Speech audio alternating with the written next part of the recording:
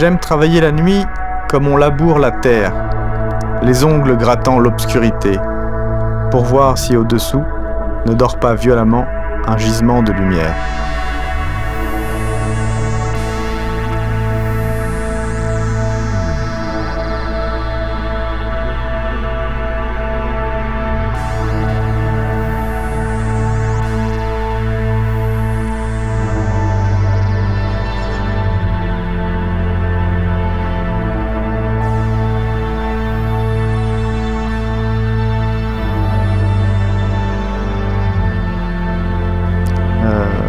Pour moi, l'art sert avant tout à faire évoluer une société.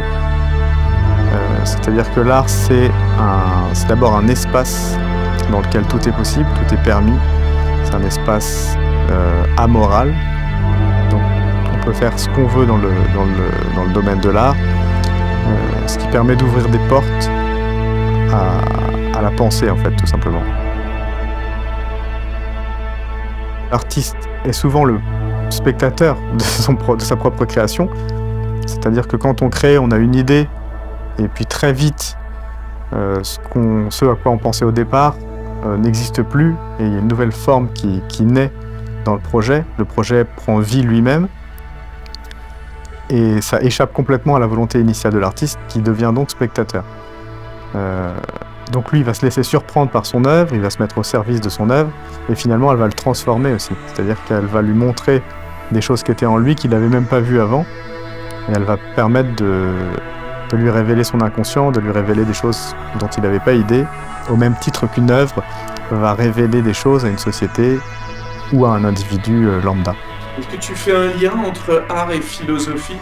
Je fais un lien entre art et philosophie, alors non, et j'essaie justement de les séparer le plus possible.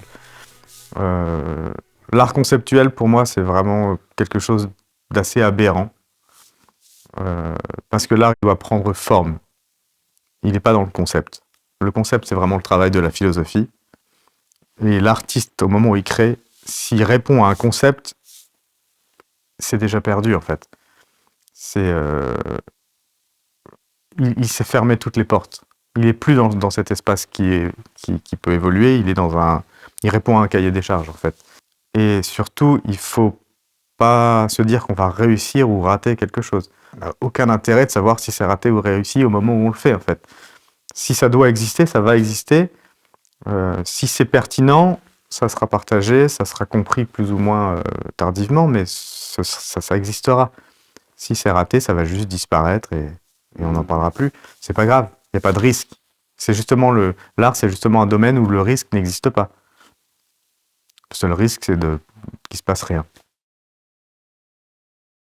Jusqu'ici, on avait eu des règles, et l'artiste, il dit, bah non, on peut aussi faire ça, on peut faire quelque chose de différent.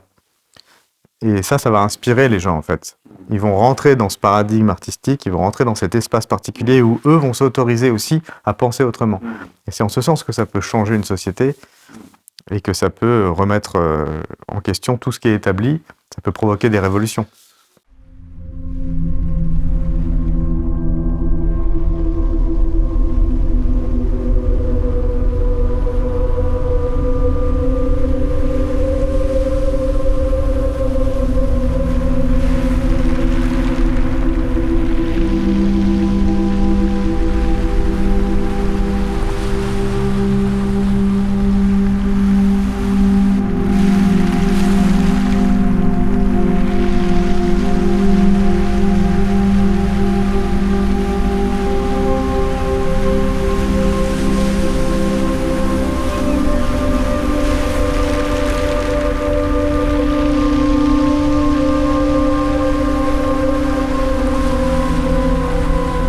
Si je représente ce que j'ai déjà dans la tête, tout est figé, tout est mort, tout est cosmique. Dans le sens où on s'en tient au cosmos, il n'y a plus de place pour le chaos, quelque chose qui va venir bousculer notre idée originale. Je me dis jamais, je vais représenter la colère, je vais représenter l'amour, je vais représenter la liberté. Je pars jamais de là, je pars toujours de rien du tout.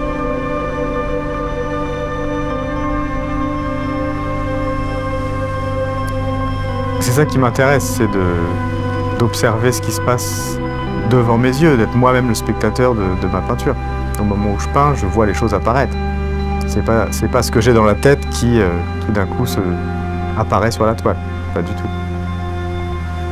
De même manière que la gravité va faire tomber la pomme de Newton, certaines forces vont faire que un trait doit être là, une couleur doit être là, une forme doit être là. Je sais pas si c'est clair, mais le moment créatif, il est imposé. Il n'est pas complètement libre, en fait. C'est des forces qui vont amener telle ou telle composition. Si on est parfaitement libre, on ne peut absolument rien faire. On ne peut faire des choses que sous contrainte. C'est-à-dire qu'il faut décider de s'imposer des lois pour qu'apparaisse une forme.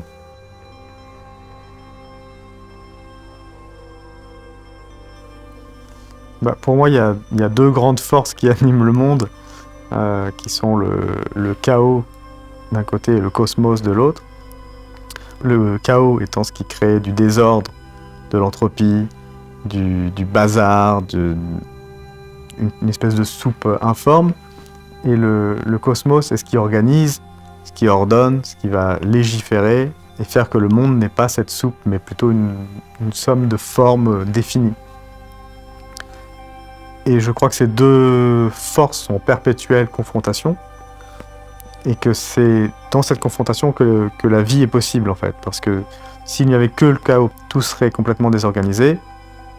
S'il n'y avait que le cosmos, tout serait organisé au point d'être figé et de ne plus pouvoir bouger. C'est-à-dire qu'on aurait atteint d'un côté une perfection, et de l'autre côté une imperfection, mais totale. C'est-à-dire une perfection de l'imperfection, quelque part. Donc pour que les choses existent, il faut à la fois qu'elles essayent de rester elles-mêmes et en même temps qu'elles meurent, finalement. Donc la vie, elle est possible que dans l'intermédiaire entre le cosmos et le chaos.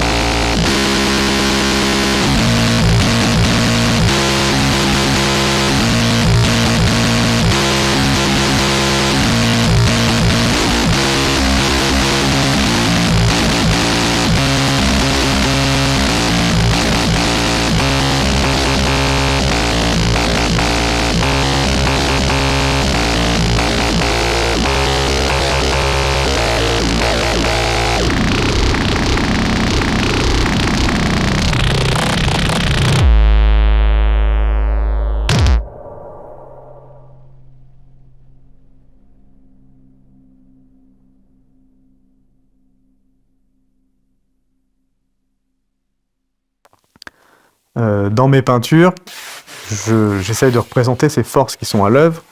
C'est pour ça que c'est souvent assez énergique. On voit des puissances qui se confrontent. Ça peut être des couleurs, ça peut être des masses, ça peut être des intentions, des directions. Il y a d'un côté le cosmos qui va essayer d'harmoniser la peinture, de lui créer une structure bien définie, de créer une palette de couleurs bien organisée, et de l'autre côté, il y a le chaos qui va venir mettre des taches partout, qui va faire des coulures, qui va mettre des couleurs qui n'ont rien à faire là. Et pour moi, la peinture n'existe que dans ce moment-là, en fait, de confrontation.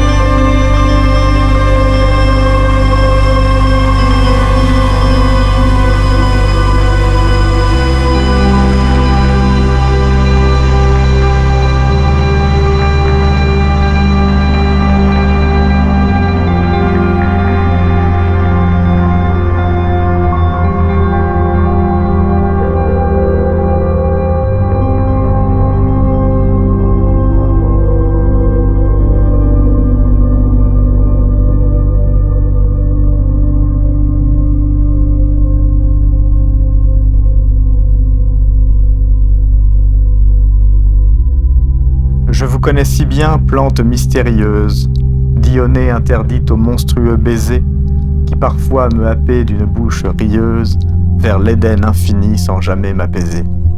Avant vous, d'autrefois, j'ai bien connu la mort. Nous avons bu ensemble à de nombreux calices. Ivre, je m'éclipsais dans un dernier effort pour n'avoir à subir ces ultimes supplices. Mais vous m'avez hissé dans vos cieux absolus, paradis éclairé par d'obscures lumières, où les poisons fruités ne se refusent plus, et le diable en dansant se rit de nos prières. Je bois à votre lèvre un glaçon de ciguë, puis mon corps incendié s'étiole au firmament, comète en perdition qui de sa plainte aiguë décapite la nuit irradieusement.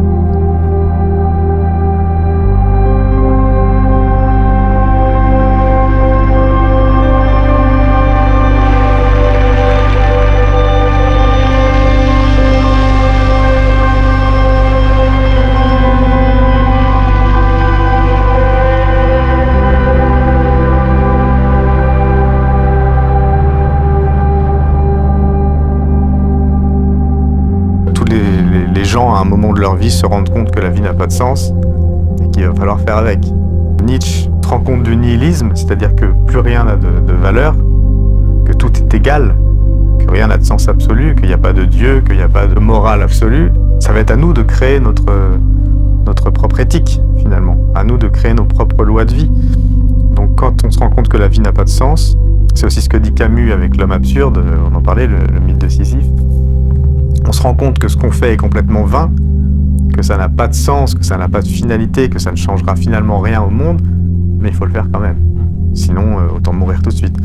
Donc la vie est un jeu. Dans ce sens-là, il faut, c'est encore Nietzsche qui disait ça, il faut retrouver le sérieux qu'on mettait enfant dans nos jeux. Les enfants, ils savent qu'ils jouent, mais ils sont tellement à fond dans leur jeu. Et nous, il faut qu'on réapprenne à faire ça aussi. On sait que tout est vain, que ça n'a pas de sens, mais il faut s'investir dedans pour vivre. Complètement.